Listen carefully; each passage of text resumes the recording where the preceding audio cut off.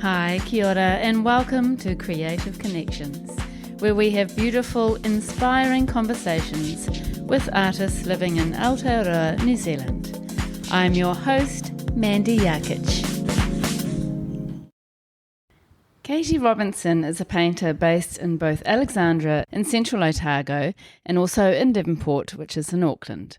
Katie makes work that sits at the intersection of memory, emotion and mischief. Her art is grounded in its making, but often not in its mood.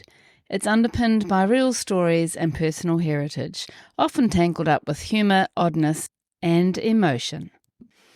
Much of Katie's inspiration comes from the Otago region, its landscapes, its history, its ghosts, real and imagined.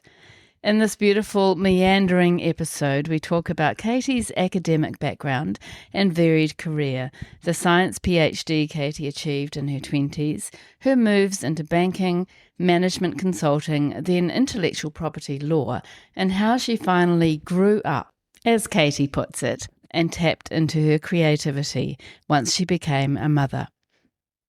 Katie shares how she manages her life between Alexandra and Devonport and how these two places influence her work in different ways. We talk about leading from the heart, managing vulnerable feelings, painting on found objects, layering colour, the stories of stones, the challenges of solo shows, abstracting shapes and seeing things differently in her landscapes. Ngā mihi nui thank you to Katie for being on the podcast. I absolutely loved meeting her.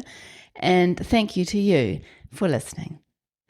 This episode is generously brought to you by Chartwell Trust. Good morning, Katie. Hi, Mandy. It's so fantastic to have you here at the studio. I have not had a guest here in Muriwai at my studio for quite some time. So lovely to have you. You've had a lovely chat upstairs and a coffee and had a look at the art as we do. Yes, it's been marvellous. Thank you. Well, thank you for making all the effort to get here. It's quite away from Devonport. Yeah, and it can be interesting traffic. It's that crazy week of the year where university's back and everything's going on. But yeah. No, I wouldn't have it any other way. Well, it's lovely to meet you and a big welcome to Creative Connections. Thank you. Okay, I am dying to hear your story. It sounds pretty interesting, fascinating, all the things that you've done and how you finally got to being an artist. So you were born in Dunedin, is that right? That's right. Yes, Yep. I was. Can you tell us a little bit about what sort of child you were? I was a very studious child, strangely. So I grew up in Dunedin. I had a brother and we had just a household of four. We lived, just in Dunedin quite happily. Spent a lot of time in central Otago, our holidays up there all the time, staying with friends and family. But I was a very academic child and always tried to do my very best. I don't know why that happened from day one. I was always a kind of do my very best sort of child. And my brother was the opposite. He was a little bit naughty, so maybe that's why I was doing my very best. Grew up quite happily in Dunedin, went to primary, intermediate, high school there.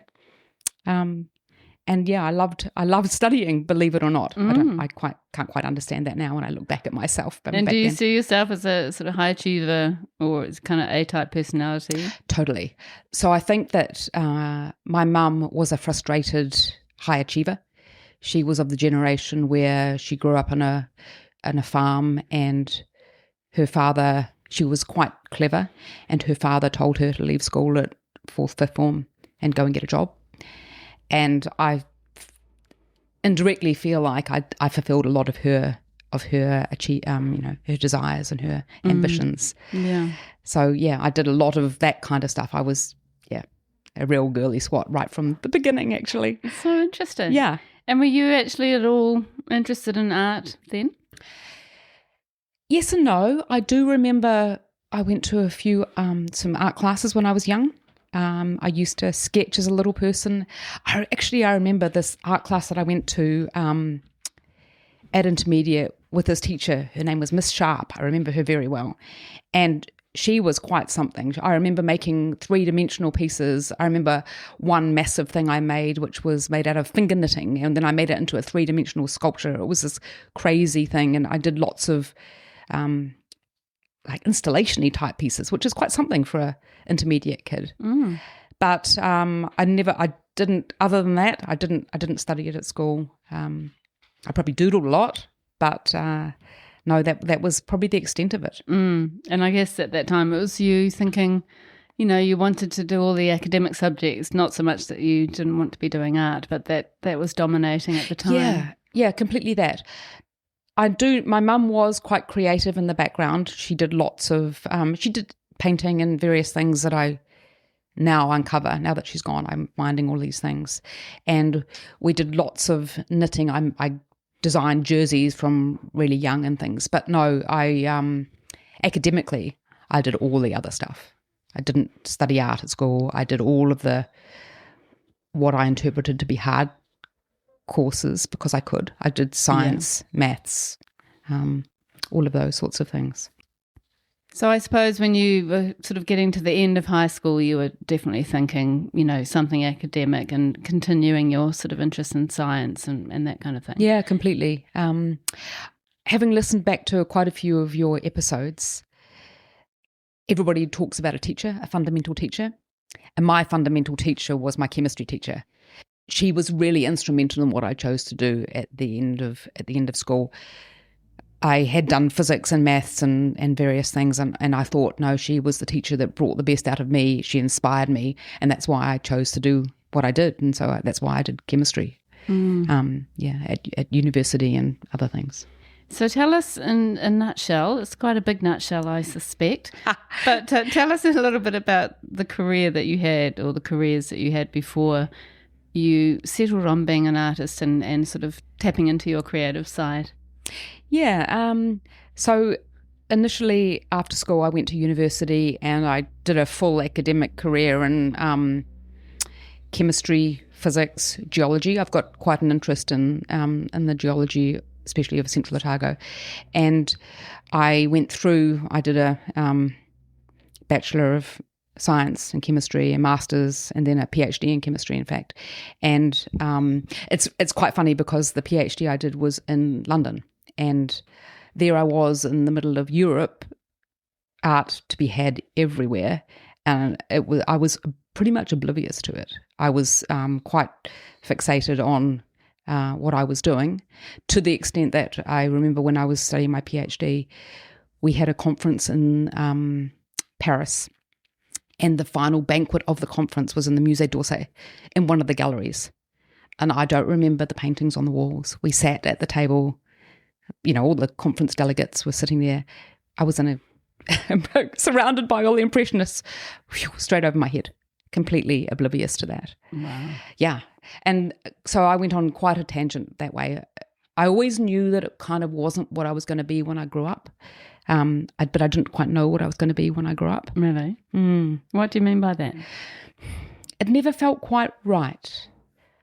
I just didn't feel like I was at home, that I had something more, but I didn't know what it was. In fact, I remember quite well, as part of my it's a bit of an aside. After I finished my PhD, I went into banking in the UK. I was at Lehman Brothers, strangely. But I remember when I was working there, I went to a particular club. It was called the In and Out Club, or it was an Oxbridge-Cambridge club, because the university I went to was kind of the same league as Oxford and Cambridge, and had a dinner there with all of these people who were highfalutin in terms of English people, the class society. And I remember after leaving that particular place, feeling kind of a bit out of place, but not really, getting a taxi home and waiting outside to get a taxi. And this guy came out who was also, it turned out, going to the same place as me. And we hopped in this taxi together to share it. And I remember I said to him at the time, if you could do your time again, what would you do? Would you go back and study something different?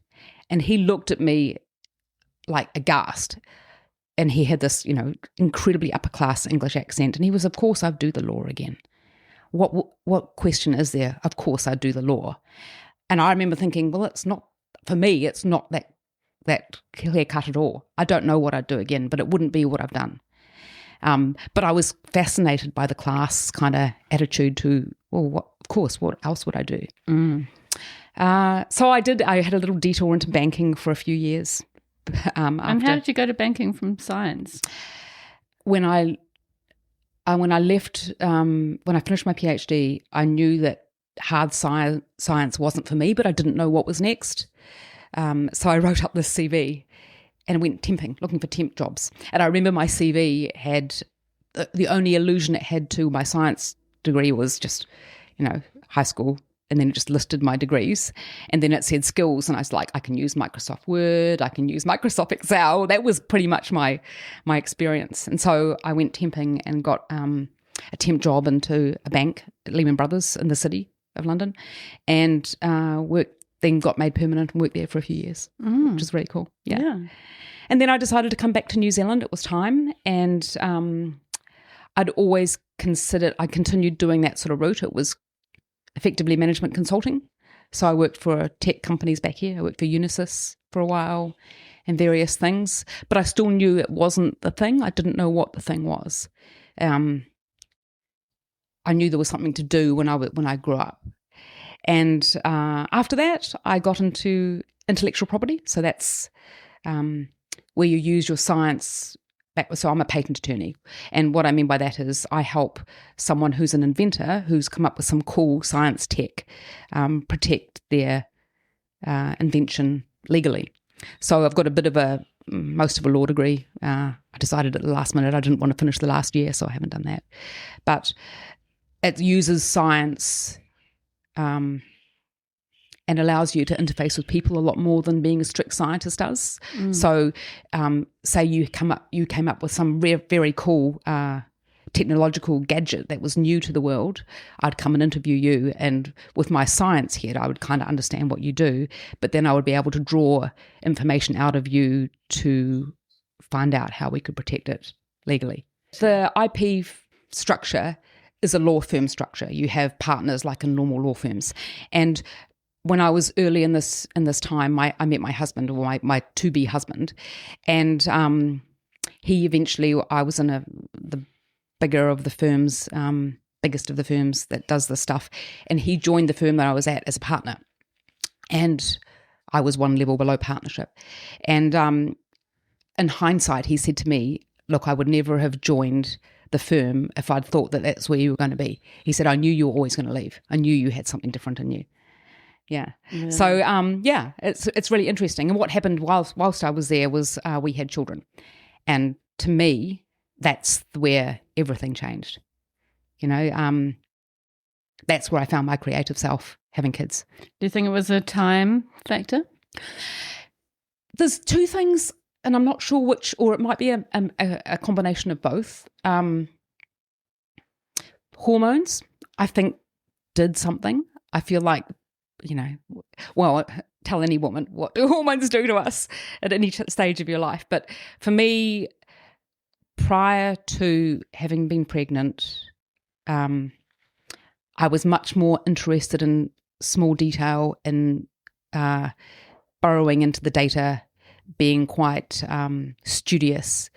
And afterwards, my brain didn't want to do that anymore.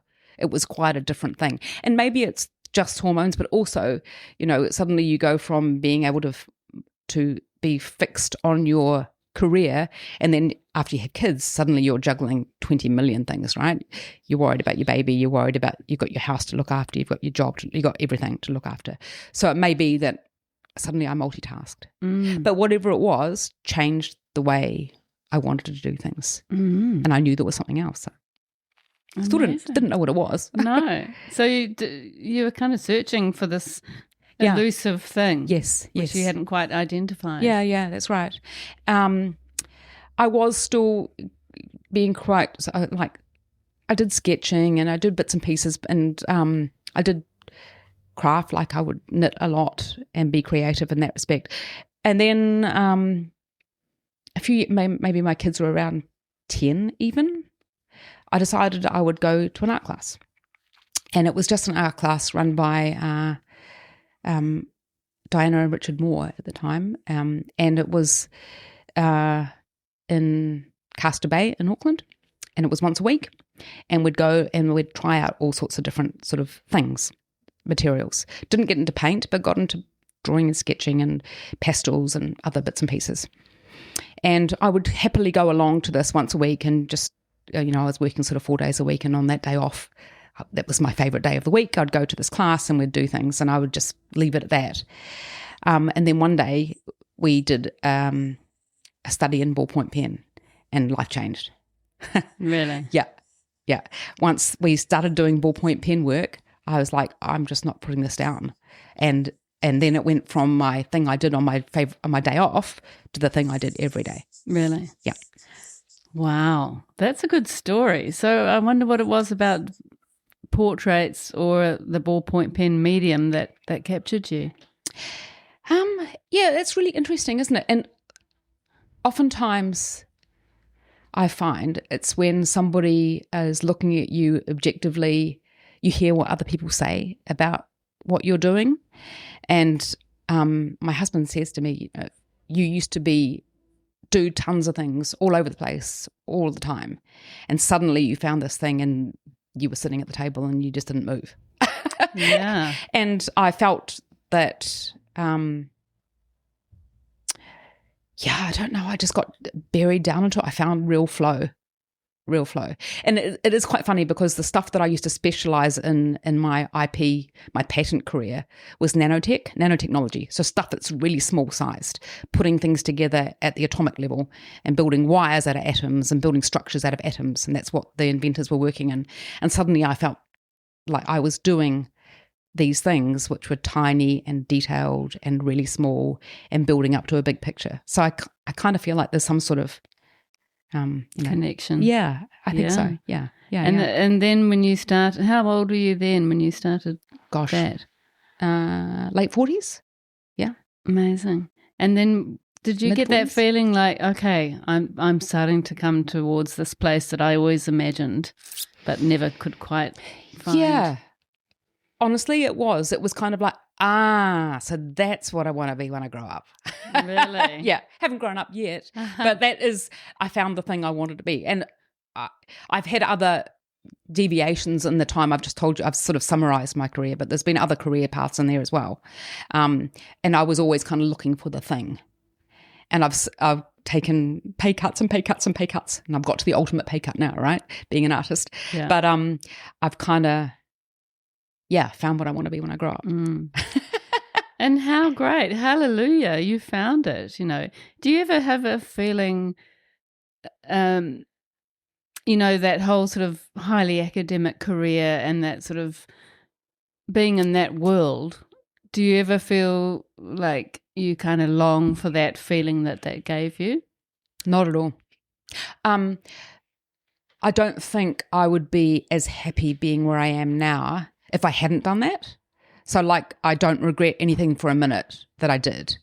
I do wish I had more time ahead of me. I wish I could be starting again at a much younger age, but I don't regret any of the path that I had that got me here. It's all learning, right? And it's all adds to our story and our path. And to be so grateful for what I'm doing now. I don't know if I could do it. I certainly couldn't do it, but I don't know if I could do the rigor that was involved back in doing that sort of career. Yeah. So we will get on to talking about your practice and how that all evolved, and really that was around COVID times that you sort of started to really focus on your art practice. But let's just go back, because I did forget to ask you at the beginning. It is quite an unusual situation that you live partly in Alexandra in central Otago and partly in Devonport and Auckland. Yeah, that's correct. So can you tell us just briefly about how you organise your life in two places? Yeah. So I mentioned before that I grew up in Dunedin and we spent a lot of time in Central, and my folks retired into Central Otago. They're no longer around, unfortunately. But we would go down quite a bit to visit them. And my husband, who's from overseas, fell in love with the place. And I already was, because that's where I'd grown up. And he was very keen to move there eventually. So we ended up just before COVID buying what we call a crib. So it's a batch in Alexandra, and that town is kind of central to where I grew up, not the Wanakas and Queenstowns, but more that part of central Otago. We got ourselves a crib and couldn't get there for ages because of the lockdowns and things. But once we were able to get there, we would spend more time down there. And eventually Al said, after COVID, of course, you could work remotely doing your jobs. So we were both working remotely in our jobs. And then we was like, why don't we want to spend more time down here? And as time went by, it became quite clear that that's really where we wanted to spend the majority of our time. But we've got 2 sons who were at the time high school, university up here. And so we would alternate our days back and forth. And then about a year ago, we've got 2 dogs and a cat, and they relocated down there. And so home relocated. Where the animals are is the home. Mm-hmm. And I joke that our boys wouldn't leave home, so we left home. Love that. And so now I spend approximately 3 weeks a month in Alex and about a week a month up in Auckland, spending time with the boys.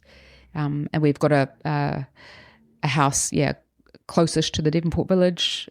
So I kind of spend a week looking after the place and seeing them, doing bits and pieces, because a lot of the work that I've been doing, like in terms of exhibiting recently, has been in Auckland. So there's been a lot of work to do up here. Mm. And my husband and I sort of tag team, because someone has to be there for the animals. So he will come up for several days a month as well, and for the same reasons, to look after, do the things that need to be done up here, and see the boys. That's amazing. Yeah, it's a very rich life. I feel like it's very lucky, but it's quite a hard. I don't want to say hard in that sort of sense, but I think about it like I get whiplash a bit. Creative whiplash. I come up to Auckland, I've got all my old life up here and all my old friends, and I run around and try and catch up with lots of people. I have lots to do. And then I go back to Otago and I sit down and go, whoa, what just happened last week? And you're quite exhausted by a week of frenetic activity in Auckland, seeing and doing and being with people. And I was still painting up here as well.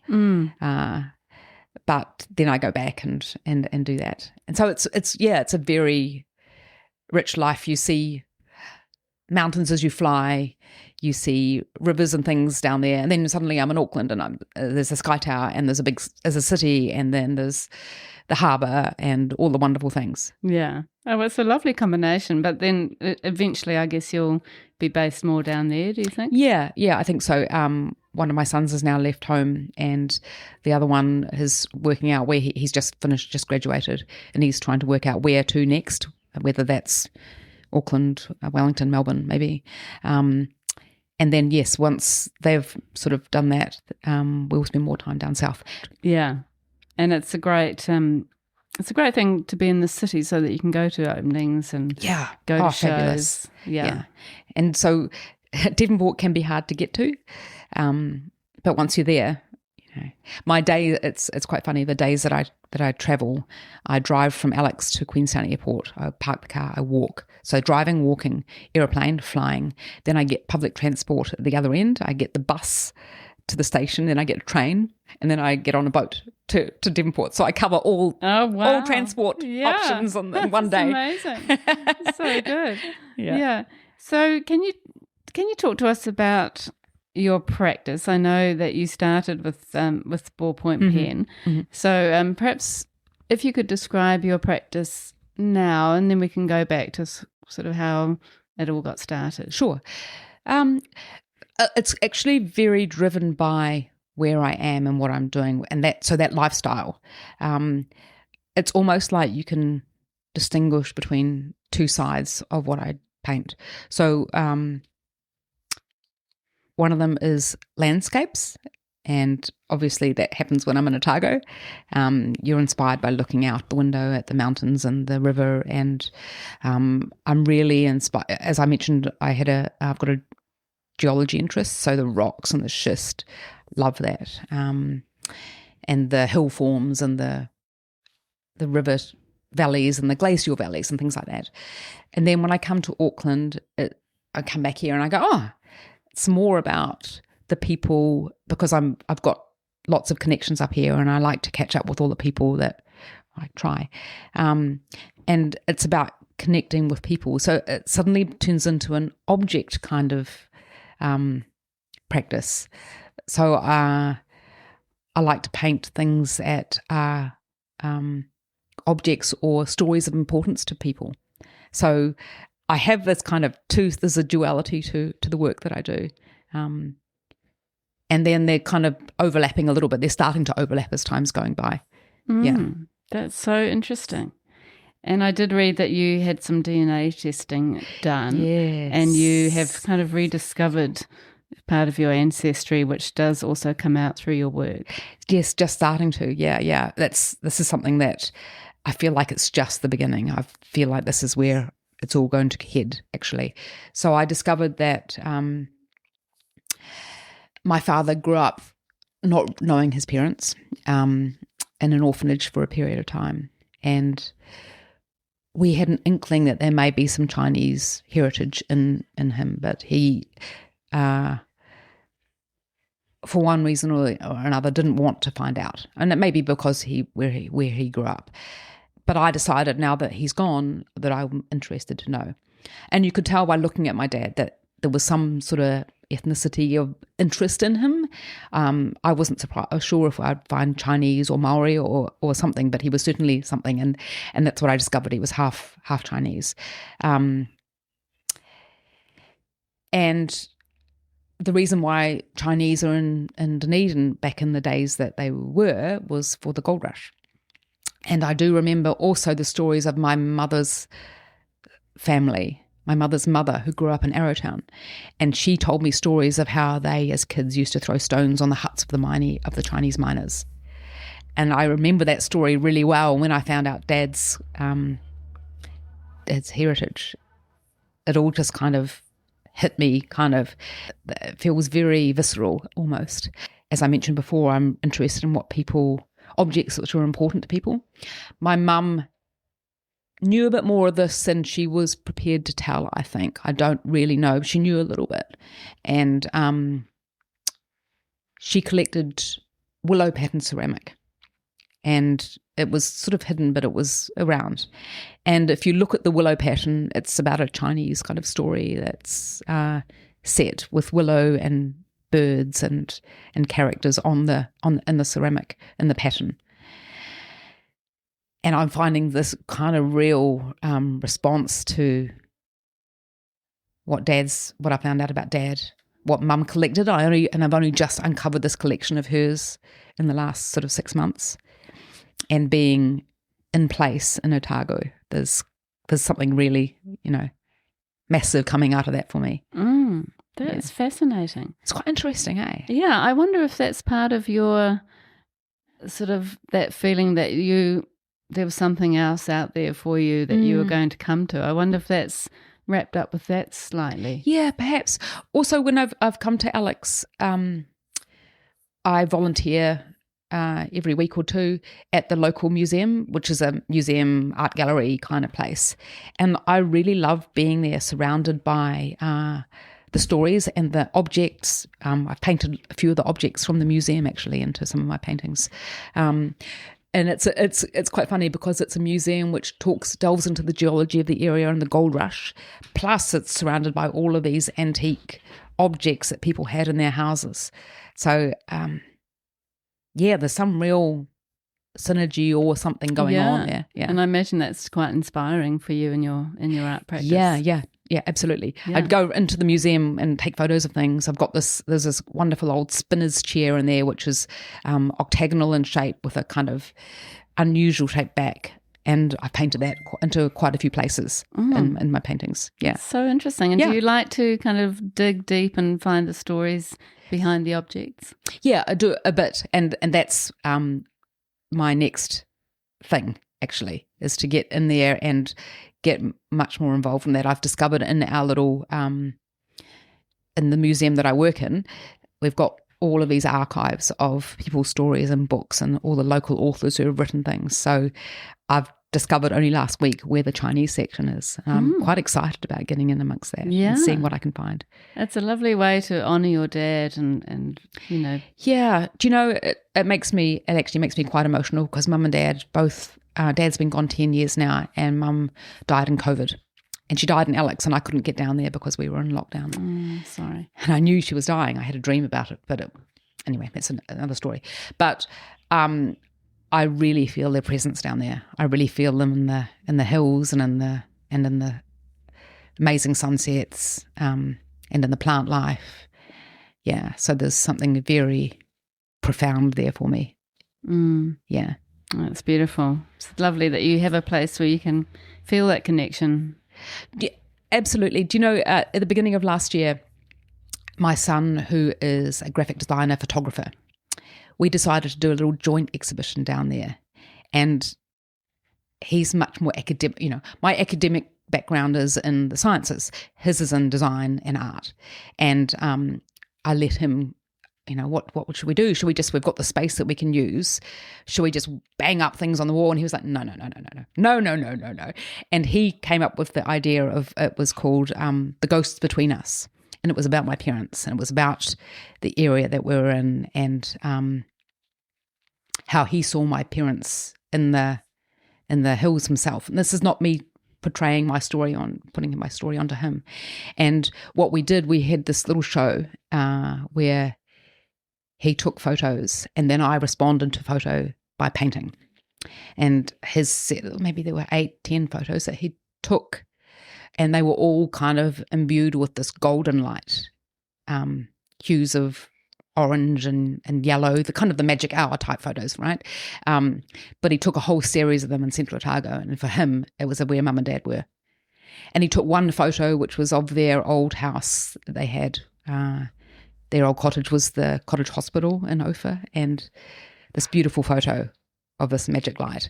And I found that fascinating that for him, they're in the air down there as well. And they're all their ancestors. Yeah. I can see why you want to be living down there. Yeah. I remember when mum and dad first moved there, and I think I was overseas at the time, and they were like, no, we're moving, we're retiring to Central Otago. And I was like, it's so cold. What are you thinking? And mum was like, there's 4 seasons here. There's really 4 seasons. Yeah. And now I appreciate the 4 seasons. Plus menopause has helped with me worrying about the cold. I don't worry about the cold quite so much anymore. But I love the 4 seasons, and possibly winter is my favourite down there, strangely. You look out at the trees, you know, even now we haven't really had much of a summer, but the leaves are turning already on the poplars. They're already slightly going yellow and slightly going orange, and you go, oh, this is the next adventure. And then there's a bit of time, and that will go, and then winter, everything's gone, and it's a whole different thing. Yeah, it's so beautiful. Oh my God, that drive from Dunedin to Queenstown. Yes. And how in front of your eyes, no matter what time of the year you're travelling, it's just even within that area, it just changes. Absolutely. Yeah, oh it's amazing. God, it's incredible. Yeah, so beautiful. And you say that you make work that sits at the intersection of memory, emotion, and also mischief. So how does the mischief come in? I have like a sense of humour about things. And so I have things that I guess they're reoccurring motifs that come back into my paintings. So in a bunch of paintings, there are these ridiculous dog vases that I have in my house and have been gifted to me, and I've got a collection of dog vases, and I find them amusing, and they just appear in out of context. There are lots of like little things like that. I did a whole series of paintings last year called the 5 Objects series. And I did that. This was part of my Auckland type of work, of coming back to Auckland and thinking, you know, Mandy, what's 5 things that are really important to you in your life? And so I went to lots of different people and said, give me 5 things that are important to you in your life. I love that. Yeah. And they were all kind of odds of all kinds of different things. And they were a lot of these paintings were in my depot show that I did at the end of last year. Yeah. But I'll give you an example of one thing where it's a bit naughty. So I did this with a friend, and she gave me 5 objects, and in their life they've got this lovely dog, and so I'm a very dog focused. I love dogs. Yeah. Luckily, we've got Marley lying down next to you at your feet. Yes, the therapy dog. Beautiful boy. Anyway, in the 5 objects she gave me, she didn't mention her dog, which I thought was quite, he should be very important, old Floyd, and who's no longer with us, unfortunately. But my painting for her was all about the dog, and the 5 objects were kind of around and about and in different orders of importance, but I thought the dog was the most important thing. So I do, I have another one where I did a 5 objects series for another friend, and she's a great cyclist, and she wanted a bike put into it. So I put a little Barbie bike with tassels hanging out the end of it. So I like to, find out what's important to somebody, and then kind of laugh at them. Yes, yeah. So there's lots of those, and make little twists. Yeah. Yeah. So that they know it's about them, but this is what I think is quite funny. Yeah. I like that. I love that. And how do you communicate those kind of stories? Is that sort of very outwardly communicated, or is it just kind of left for people to figure out for themselves? You mean when you look at the painting? No, it's if I write about it or talk about it, then But I've had paintings, the 5 objects series paintings, sold to complete strangers who it just appeals to them for whatever reason. Yeah. So I had one that sold recently, the one that I mentioned with the little Barbie bike, and that particular person was a musician, and she wanted a bike in it. She wanted a piano, glasses. I can't quite remember all of them. And the person who bought that painting was a pianist, or had a pianist in there, and that it was all about that. For him. It wasn't the other things that I'd kind of playfully put in there. And so I kind of like to play with the perspectives on the objects. What's normally a big thing, I might make small, and what's normally a small thing, I might make big. Yeah. Last year I got diagnosed with low bone density. In fact, I got diagnosed with osteoporosis. And at the time, I've got bones in all my paintings. All these paintings have got these like white bones in places, and that's what's important to me at the time. Was like, oh my god, my bones, I've got to worry about my bones. Yeah, so bones just kept appearing in paintings, and I love that. Yeah They do seem very personal. Yeah, and I think I find them humorous. Yeah. I mean it's a nice combination of personal, emotional, sort of signifying memories and nostalgia, but then also having a bit of fun. All artists like to paint to connect. That's the thing, right? It's a connection that you find with the person who looks at it. There's a profound connection for me with each of the paintings. And for the 5 objects stuff, there's a connection for that particular person because I've pulled out objects for them. But hopefully somebody else will look at it and go, yeah, no, I get that. There was one particular painting that sold a year ago, and I did it for all different sorts of reasons. And then I wrote the story of it in an Instagram post, and it sold immediately. The person who bought it, I did it at the time. Actually, let me hop back a bit. I had neck fusion surgery a year and a half ago because I had problems with my neck and bone spurs and nerve damage and things. So I was laid low with neck fusion surgery. And this painting came out of the time that I spent recuperating, and people brought me tulips. It was the time of the year where tulips was tulip season. So I got tons and tons of people coming to visit with tulips. And the painting was called Tulip Season, and it had a bowl of tulips in it, and it had other things in it as well.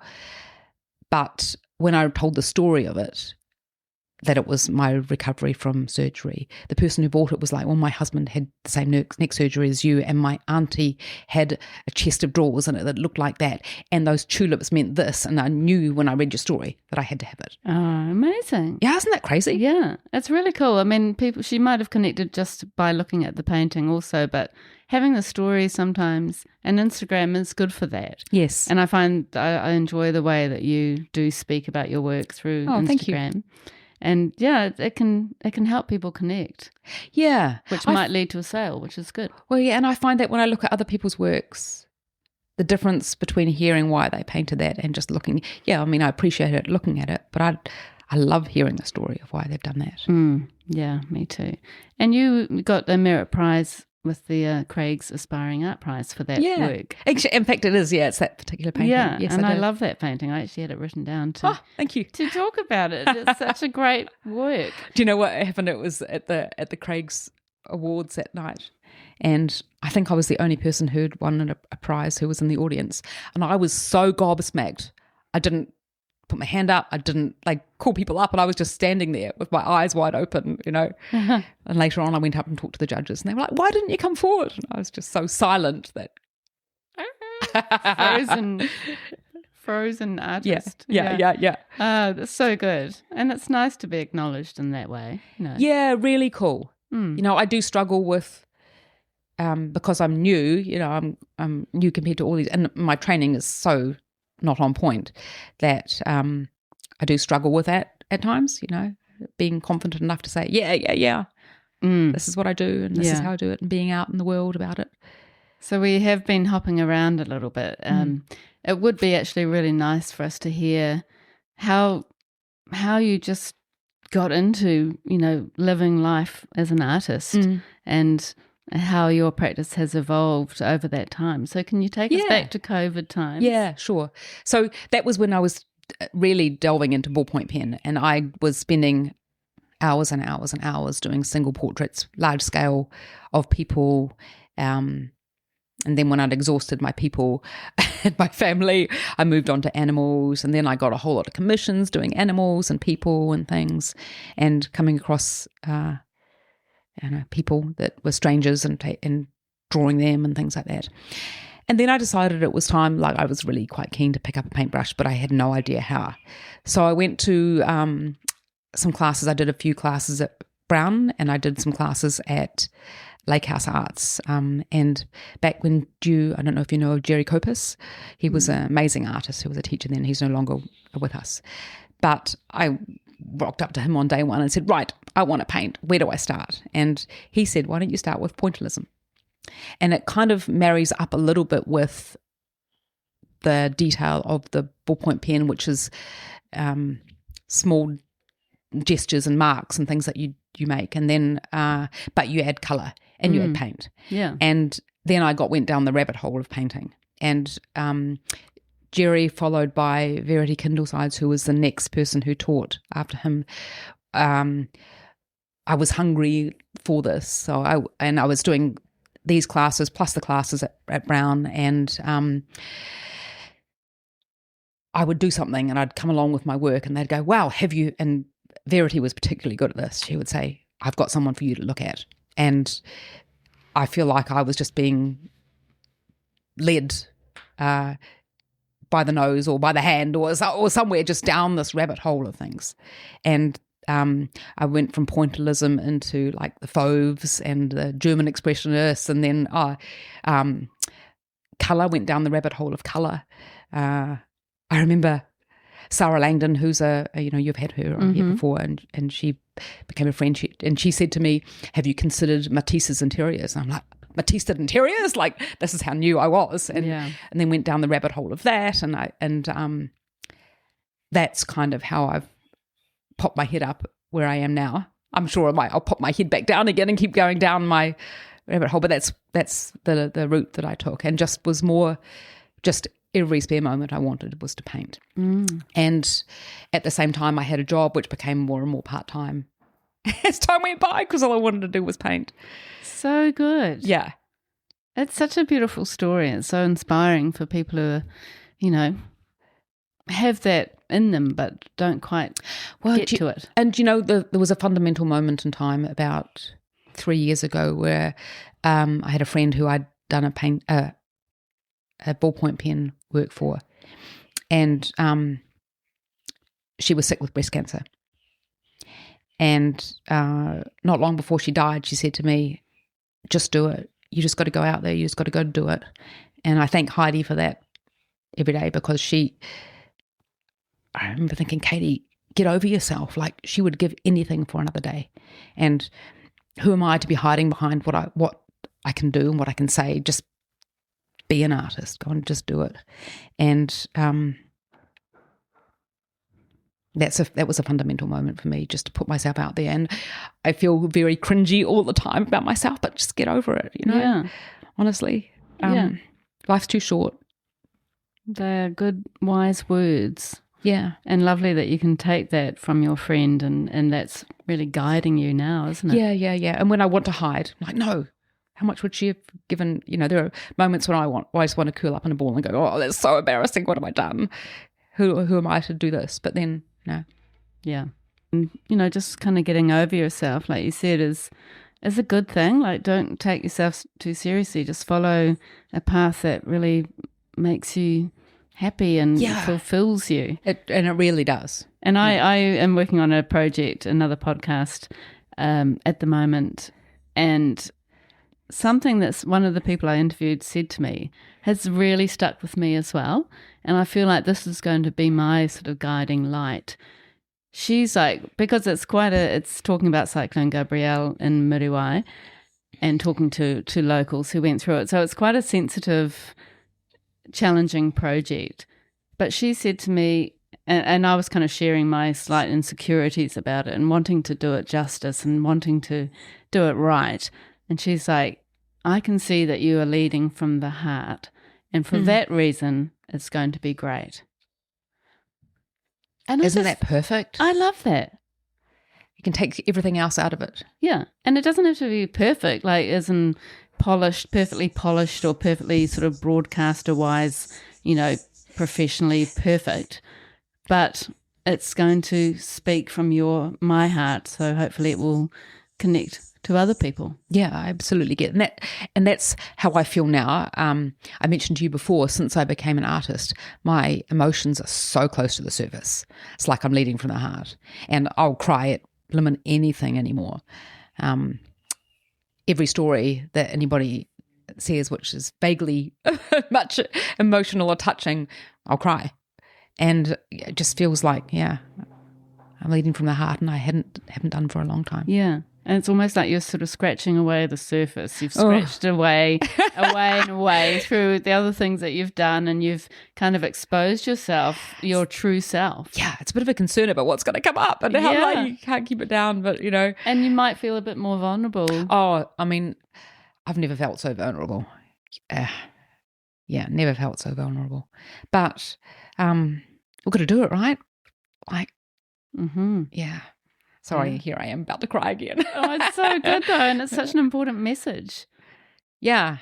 If we can all live our lives like that, I think would be better off. I think that's true. I part of it is retreating to Alex, and I come back to Auckland and it's loud and busy, and I go back to Alex and it's quiet and can be peaceful, and I don't watch the news. I've pulled away from doing that sort of stuff, and there's more less disruption, more of myself coming out. Goodness me, it's a bit messy. That's a good thing though. It's so good. And just digging back into your current practice with your objects and your landscape. So you kind of just mix and match between the two? Yeah, and as I said, they're merging at the moment. They're coming together. I've just done this whole series where I've painted on objects. So, yes. And that felt to me like really kind of important, that I've a whole series where everything has been pre-framed. And that's what I call it. They're not pre-framed. They're objects which kind of like an old mirror, and you take the mirror out and you've got the outside of the mirror there. And so I've got wooden behind it and I'll paint on that space. Or an old dresser where it's had a recessed part of it in the cabinet drawers, and that feels like a mirror to me. And a couple of old bed heads actually a bunch of bed heads actually, which have all got histories to them. And I'm painting on what looks like a frame and that. So there's kind of a merging of objects and landscape. But as I say, the stuff that's now happening with the willow, I've done a few paintings recently where parts of the willow, like if you look at the willow ceramic pattern, you've got certain sorts of trees or buildings or a boat or the birds that are the lovebirds in the myth, in the willow pattern myth. I'm putting them into Central Otago landscapes because that's what's right for me at the moment. There's kind of like this juxtaposition of the Chinese in Central Otago and, this crazy Chinese shrine type place inside a landscape. So I'm making landscapes with objects fitting into them now. That's kind of where I feel like I'm heading, which is going to be, because as I spend more time down there, the real merging of these things. Yeah, it makes sense. Yeah. And it's part of your sort of discovery of your ancestry and bring it all together almost. Yeah. So that show where you use different substrates, that's the word, isn't it? Yeah, that's probably my scientific word. I don't know what canvas. I don't know. Yeah. I call it a substrate because that's kind of Yeah, well, I think it is referred to as substrate. Okay, good. Yeah, I'm not off piece then. No, and I love that, using furniture, and you've called it, is it reframing, unframed? Reframed, rehomed. Reframed, rehomed, yeah. Like it's, a reframing of the object. They're already framed, and then giving them a new home or giving them a new purpose. Yeah, a new context. Yeah. Yeah, I love that. And so that show is on at the moment at Railway Street Gallery and Studios. It is, in yes. Newmarket. So by the time we actually publish this one, it might be finished. Yes. But what a beautiful show, and people can discover more on that on your Instagram. Yeah, thank you. It's a really great show, which I am going to go and see this week before it finishes. Yeah, I'm in the gallery on Friday if you were around. Okay, yes, I think I can do that. I'll see you there Friday. Perfect. And it's a really great show, and I think it sort of reminds me of Graham Fletcher. Have you? No, I don't. So this is the thing. I that's the lovely thing about not having studied. Someone will mention a name, I'll go, great, I'll make a note of that. Look into that. And then you end up down a rabbit hole. It's fabulous. Yes, well, he does lots of interior scenes. It's quite fantastic. It's quite cool. Yeah. I think so some of my interiors are going to be with the Central Otago outside it. So I've got a few there where you've got an interior and you look out the window and there's a Central Otago background. I love that. And I love the way you do sort of pictures within pictures and dogs within paintings within paintings. Yeah. And the dogs often make an appearance, which is so they good. do. Yeah, they do. So your actual painting techniques and your use of colour, how would you describe the way that you paint? A lot of it is driven by, if you look at a Central Otago landscape and you just look up at the hills, I now see the colour within the colour there. So it looks like a beautiful green hill, but actually there's this beautiful orange right underneath it, and there's purple, and there's all sorts of colours. And so I think about the focus of the colour that the painting is going to be, what emphasis I'm looking at, and often go with the opposite underneath. So because that's what I see outside, I see the layers of colour in there. And so I will start with a bright orange underneath something, or a bright purple or something, and then paint often the complementary over the top of it and work it up from there. Like people that I'm completely fascinated by, Bonner, I love his, I've always loved his work, and that was one of the people that Verity pointed me towards. And then when I saw his work in person in Melbourne a couple of years ago, completely bawling my eyes out walking around the Victoria Gallery, because you see it in large scale and you see the layers of colour, and he's just such a master of colour.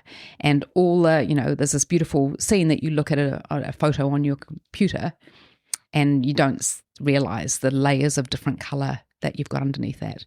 And that's what I see now in the scenery around me. I see the layers of colour. And so that's kind of what how I play with it. And I'll start with the opposite colour and bring it through and just turn it towards the colour that I'm looking for. So I've done a series of landscapes of down south recently which are season focused. And so the ones that are summer are bright oranges and yellows and things. And underneath that, there may be a green. And then I've got a series which are winter focused. And they're purples and blues, but underneath that, there might be a red or an orange or something like that. Beautiful. Yeah. So gorgeous. Yeah. And then you're capturing, you can see that it's a landscape, but you are abstracting shapes. So how do you approach that? Yeah, so I feel that's the real beauty of being there. I mentioned that I am into stones. I collect stones. I have a huge stone collection. And in fact, at the depot, my show that I did at the end of last year, I brought up bags and bags and bags of stones and gave them away. That was part of the thing. Really? Please take a stone. And I saw that on your Instagram that you have a heart stone collection. I do. Which I also have a little one. Well, I've brought one for you. Have you? Yes, I have. It's in my bag. It's for you. Oh my gosh. No, don't cry. Okay. Oh my goodness. Yeah, no, I have. I brought you a heartstone. It's my son's gave me my first heartstone, and then I've got one on the door as a doorstopper. Oh my God. I love it. Yeah, I know. Stones are, oh gosh, I'm going, yeah. So I brought a whole big pile of them for the depot, and I feel like stones are kind of like people. Like you hold a stone and it might be perfectly suited to your hand, and what's perfectly suited to your hand is not perfectly suited to the next person's hand. And a rounded stone, I have a friend who's a geologist who's worked in the mines forever in Perth, and her favourite stones are the perfectly round uniform stones, because that shows their journey down a river where they've been bashed and smashed around and they've worn off all the edges. For me, my favourite stones are the ones that have got the pointy edges with a bit of quartz sticking out here, and the rough edges and the little glinty bits that are special, and the different colours. I feel that's a bit more like me, that I'm not smooth to hold, as my family will attest. And I feel like they're all different. There's stories, Some of them are small and perfectly formed, some of them are large and ungainly. And I feel like that's Central Otago landscape is really like that. There's some really smooth bits and there's some really raw, ragged bits, and the vegetation, the time. I paint a lot of the time, but in my own way, because time is in the hills all the time, and in spring it becomes beautifully purple, and the light that comes through it, white purpley colour. But if you look and you pick a piece of time, I've got some in my studio, and you just follow the shape of the piece of time. It's this beautiful thing, which it doesn't look like when you just look at the whole landscape. And I've kind of gone down the rabbit hole of changing the shapes of these intricate things that are. So if you look at my most recent landscape paintings, there's kind of unusual shapes in the foreground. They're not standard time. They're star-shaped or fan-shaped but I just feel like that's the nature of the vegetation there. There's lots of spiky things. We'll take the dogs for a walk and they'll get caught with bitty bids all over them, and barley grass at different seasons. And there's little spiky things and there's little round things, and it's just beautiful. And is that a roundabout way of answering your question? Yeah, yes, absolutely. And it's almost like you're reimagining nature. Yeah. There are so many people who can paint beautiful, beautiful realist landscapes and down there, and who do amazing stuff. And that's not my personality. My personality is to see it slightly differently, I think. And I like it when it's unusual. I like, unconformity of it. So, yeah. Yeah. And your style is very unique, and your landscape style is a bit different to your objects work, isn't it? But I guess you could still connect it.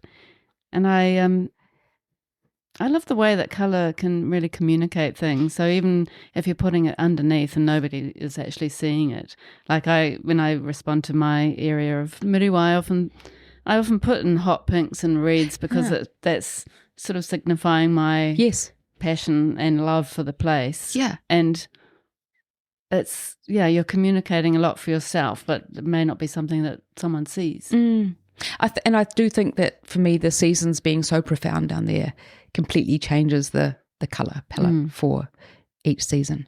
Yeah. And I feel like there's like so many layers in there.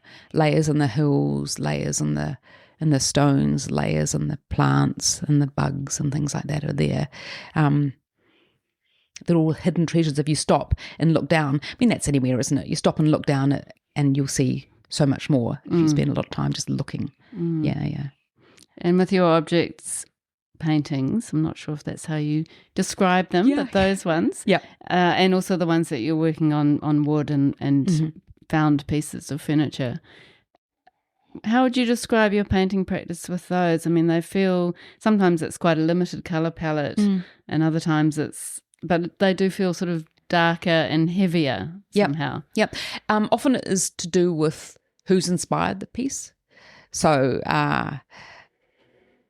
if it's a particular type of person who's a really bright person, then I'll make it even more bright. And I like an altered sense of perspective. So some objects are large when they shouldn't be large, and it will depend on the person. And then that's how I kind of get driven by it, and the day that's around me at the time. And it's interesting to me that your portraits that you did with ballpoint pen, I mean, people can look at those at the bottom of your Instagram feed, and they are phenomenal. Like the likeness that you capture, they're incredibly sort of crafted, but then also you're a very good realist drawer. Oh, thank you. But then I feel like with your objects, it's not like they're surreal, but you're just bringing them to a slightly different place. Yes, and I really like that. I like making it a little bit quirky or a bit unusual. Yeah. And it almost has a sort of naivety style, but not. And it's not deliberate because as I say, I've not been trained like that, so I'm just doing what feels right. Which is quite interesting because it's, when you've done something like portraits, you've kind of allowed yourself, in some ways I feel like that's quite brave to kind of go down that road. Yeah. It just feels more, I think as we've said, like this whole art career has been the uncovering of me. And I think maybe that's part of the journey. Maybe the original art was the more detailed, scientific, and precise. Yeah, now it's the more crazy. I'm allowing myself to be me, coming out of it a bit more. Yeah, and they're getting a bit more weird and warped. Yes, which is so good. And I wonder where it's going to go in the next 10 years. Yeah, well, I'm excited, and I don't regret any of the time that I've spent doing all the other things, but I just wish I had centuries ahead of me to keep going down these. But, women artists go on forever, don't they? But you can. I mean, you can go to the day you die when you're an artist, which is good. Just hope it's a long way away because I've got much more to do. Absolutely. I'm sure it will be. I know you're part of a very cool art collective called Art of Us. Yes. With 5 female artists. Yep. And I've spoken to Sarah Langdon and Sarah Ritchie on the podcast. Yep. They're 2 members of that collective. I know, there's so much great benefit you can get from being part of a collective like that. Yeah. How did you come together and what do you gain from it? Oh, my goodness. We talk every day. But we've got a WhatsApp group and we've got different channels in the WhatsApp group. One of them is called Wins, one of them is called General, one of them is called Business Support. So, yes, there's Sarah and Sarah and Holly and Vanessa. And we got together because 3 of us did Toi Poto together with Dina several years ago. And Sarah was in my group and she reached out to me afterwards and said, I think we've got a similar mentality. Would you like to keep in touch?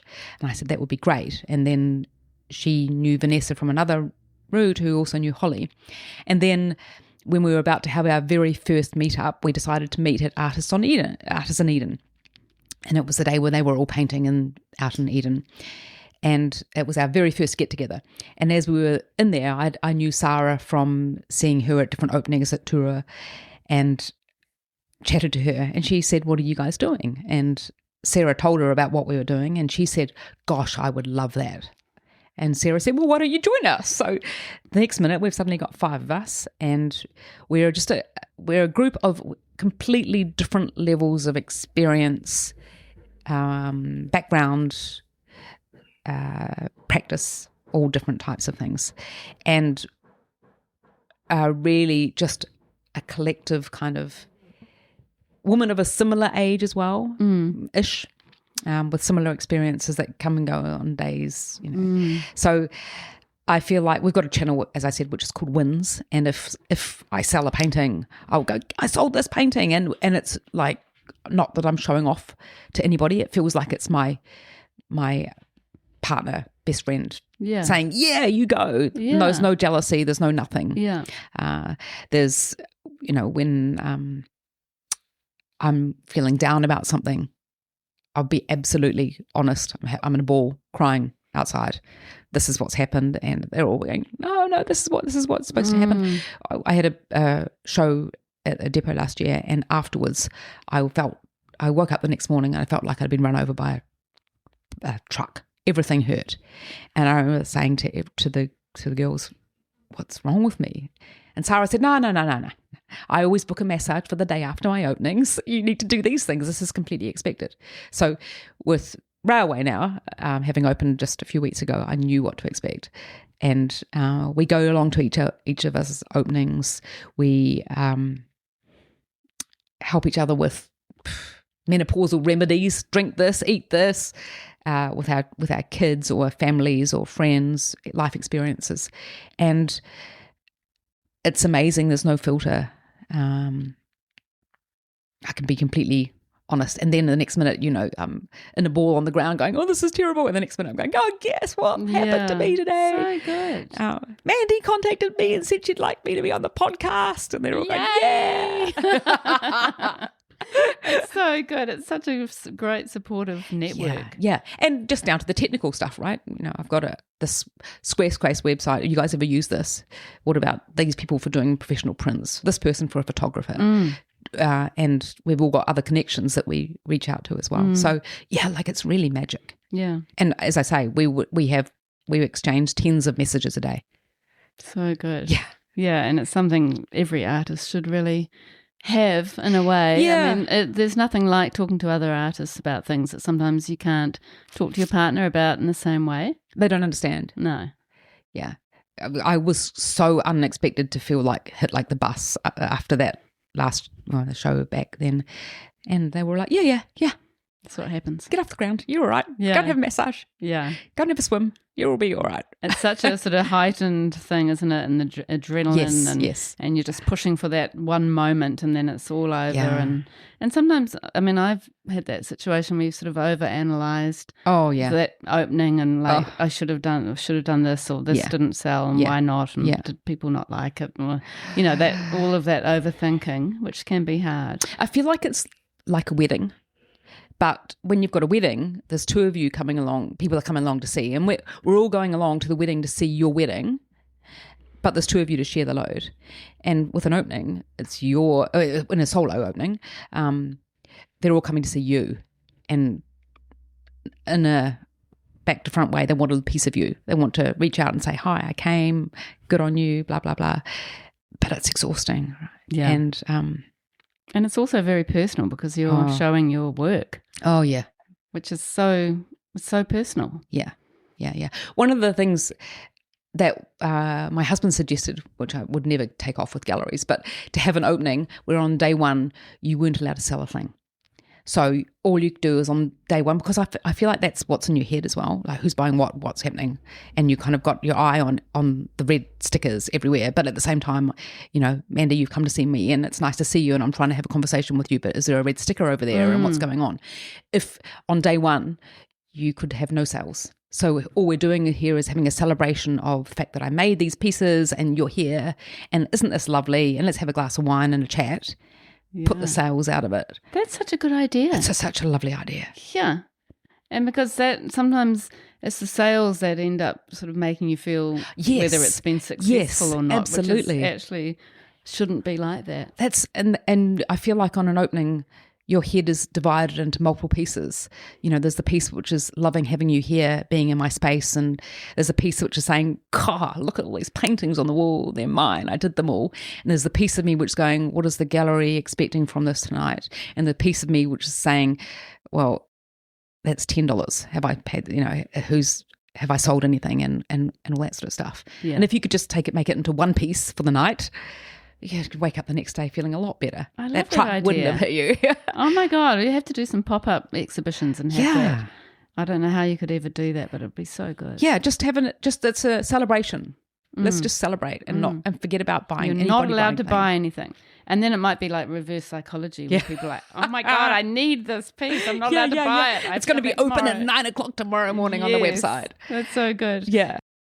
As I said, that I feel really vulnerable about it. I feel like that's my whole heart and soul on the wall, and people walking past it and just kind of going, yeah, that's interesting. And walking on, you're like, what? Do you not like me? I'm really quite a nice person. Yeah. Please stop and come back and talk to me. Yeah, there's that, of course. And as I say, not having had the formal training and doing my own thing and being out there and what does that say? But you have to go back to why. What Heidi said, you know. And with all your degrees and, PhDs, and I imagine that, that must have been quite a sort of affirmation for you on how successful you are, and you had that as like a base. And then I imagine just kind of heading out into oblivion in your own art practice where you don't have those things, those little titles that you can put to your name. Yeah, and they're irrelevant. I do remember back in the days when I was a patent attorney, well, I still am, but when I practiced as a patent attorney, going to meet clients who were science gurus, all the guys who are big in the world, and going to meetings and things. And they would almost want to dismiss you because I was youngish and a female. And then you knew what you had behind you that gave me confidence to open my mouth and actually say, no, I know my shit, actually, and ask some pertinent questions. And they go, oh, actually, there's more to it. And that's, I don't have that now. Yeah. So, I just have to, as a friend told me, put on your big girl pants. Yeah. Get out there. And hopefully the art world isn't quite as chauvinistic and sort of judgmental in that way against women. Yeah. Oh, seriously. It was, there was a lot of that back in the old days. Yeah, I can imagine. Yeah. So galleries, I guess that's another area for you where you sort of have that slight self-doubt and about approaching galleries. You're with Railway Street Gallery. Yes. And Depot, you have work in the shop. And, yes, and I you do. show there and group shows. Yes. I had solo show. Yep. Yeah. And I've got some work down in the Emporium in Cromwell in the old historic precinct. Rachel Hirabayashi is a local artist down there, really well known, and she's got an amazing shop with other artists in her area, and they asked me if I'd like to put some pieces in there. So I'm not quite, Mandy, can I be in your gallery, please? I'm more, I've been asked to put things into places, and I'm just, that's where I am. You don't feel like you're ready to approach galleries? My big girl pants aren't quite big enough yet. Not because, as I say, I feel very, vulnerable about it. But you've done 2 solo shows. Yeah. Which is actually a big achievement. Yeah, it is. Yeah, it is. Yeah, I think proud this of year myself for should that. be your year of getting out there. Yeah, you're Just right. do it. Yeah. Just do it. Like, fall back on that, Yes. that philosophy of just seizing the day. Yeah. Who cares? And what can they say? They can say no. You'd be like, okay, goodbye. Move on. I'll send a message to all the girls. They've said no. And you've spoken about some of the artists that inspire you. Are there any other artists that you didn't mention? So a bunch of that kind of era. I also love Gabrielle Munter. She was the partner of Kandinsky, and I like her work better than his. It's more of that sort of time. I'm inspired by the people I touch now. I really like the work of this crazy interior painter, Erica Steele. She's an American, and she does really quirky, crazy interiors. It's like she's painted an interior, then someone's hits the frame and the whole thing goes and everything's gone warped. I just love that take on things. So that's really. Do you feel like your work is going to head down more of a surreal path at some stage, some of your interior works? I feel like that probably. But I feel like as I spend more time, as the balance of my time shifts to being down south, it's going to become more kind of off the wall, layery landscapes. I think potentially. But I still see in there the odd bone, the odd dog vase appearing in a crazy place in a landscape or something. Yeah, just something that makes me kind of smile. And then connecting with your ancestry. Yeah. It's going to come. There'll be little Chinese kind of things, but that's feel like that's a work in progress. I've got research to do down that line. Yeah, it's exciting. It is. And what would you say? I was going to normally ask, what would you say to your younger artistic self? But maybe what would you say to your younger academic self? Actually, don't worry. You will find it out what you want to be when you grow up. Because I knew that I hadn't really found what it was I wanted to be. I'd tell that man from Cambridge that he should really go back and rethink what he wants to be. And also that the journey that I took wasn't in vain. The journey I took through lots of places has been valuable, has been worth it, has been informative of what I've done. Yeah. And informs your practice now. Yeah, yep, hugely. And has informed the person you are. I think so, and allows me to feel the joy of what I feel now doing what I do. Yeah, there's nothing restrained about who I am anymore. You know, in the world when you're sitting in your office with your secretary, that's quite a restrained life, which is what I was for many years. Yeah, not very restrained anymore. So good. And what's next for you? What's coming up this year? Yeah, so a few things. I've got a little show opening with another artist, Jen Olsen. She's a local artist in Cromwell, and we've got a joint show called The Collectors, opening in about 3 or 4 weeks in the Cromwell Old Town in the Emporium, the place I just mentioned before. Early in the new year, I've got another show with a local photographer down south, and she does the most incredible landscape photography. And I was inspired by the show that I did with my son back a year ago, where she's going to take photos and I'm going to respond to the photos. So we're going to do another show like that. Plus, so that's a different person, and she's never really exhibited. Her work is spectacular. So I said, let's do this. So that's what we're doing. And I've got another wee collective called Unconformity, where a group of 3 geologists, scientists, so the other 2 are proper geologists. I did geology for a few years at university, and we're called Unconformity, which is kind of a geological reference to when there's a gap in the geological timescale, where there's a bit of mystery, where there's something kind of unresolved.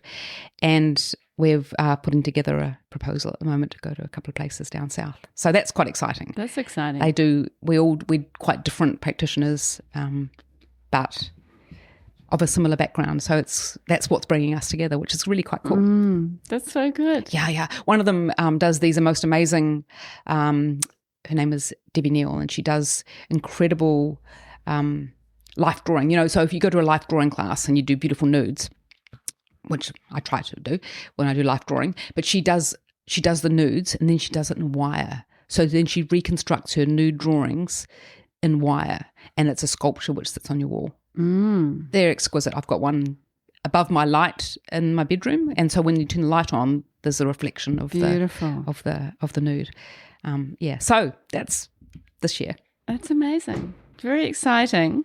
Well, it's been lovely meeting you, as I say to every gorgeous guest I have on the podcast, but it's been especially joyful having you here in the studio and upstairs at our house, and getting you to meet our dog, Marley. Yeah, I miss my dogs because they're down in Alex. So, yeah. But it's been lovely having you here. Thank you so much for coming for a chat. Thank you for inviting me. I'm so delighted.